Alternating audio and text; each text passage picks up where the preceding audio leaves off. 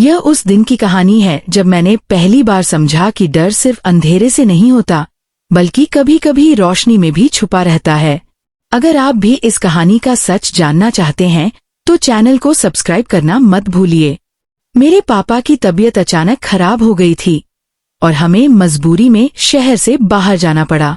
Doctor ने कहा कि कम से कम 1 महीने की पूरी रेस्ट जरूरी है। उसी दौरान मम्मा ने सोचा कि पापा के पुराने दोस्त शेखर अंकल से मदद लेनी चाहिए, क्योंकि वो पास ही रहते थे और हमारी काफी मदद कर सकते थे।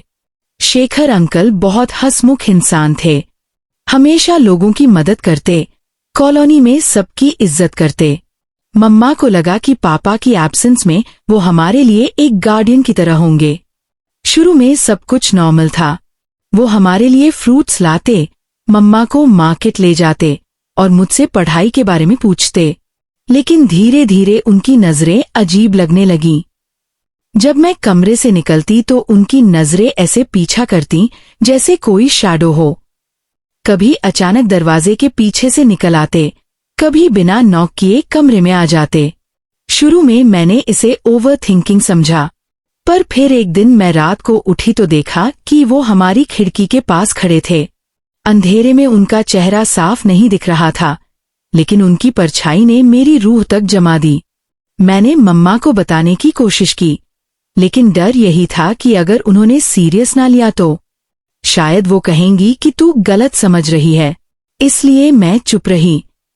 पर ये चुप्पी मुझे और डराने लगी। अब हर कदम पर लगता था कि कोई मुझे देख रहा है। फिर एक रात अचानक बिजली चली गई। घर में अंधेरा छा गया। मम्मा किचन में थीं और मैं अपने रूम में। तभी दरवाजे पर हल्की सी खटखटाहट हुई। मैंने पूछा कौन है। कोई जवाब नहीं, लेकिन दरवाजा धीरे से खुला और शेखर अंकल की परछाई नजर आई। मैंने घबराकर आवाज दी, मम्मा, और उसी वक्त लाइट वापस आ गई। शेखर अंकल के चेहरे का रंग बदल गया। वो ऑकवर्ड हंसकर बोले, अरे, सोचा देख लूं तुम डर तो नहीं रही अंधेरे में, और धीरे से बाहर निकल गए। पर उस रात मैंने डिसाइड कर लिया कि अब और चुप नहीं रहूंगी। अगले ही दिन मम्मा को सब बता दिया। पहले तो वो भी चौंक गईं, लेकिन जब मैंने डिटेल बताया तो उन्होंने पापा को कॉल किया। पापा ने तुरंत रिटर्न करने का फैसला किया और शेखर अंकल से सारे रिश्ते तोड़ दिए। उस दिन मुझे समझ आया कि सच्चाई बोलने में देर करो तो डर और गहरा हो जाता है।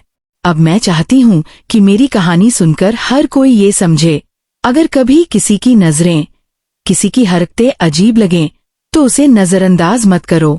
डर को अंदर दबाने से वो और बड़ा हो जाता है।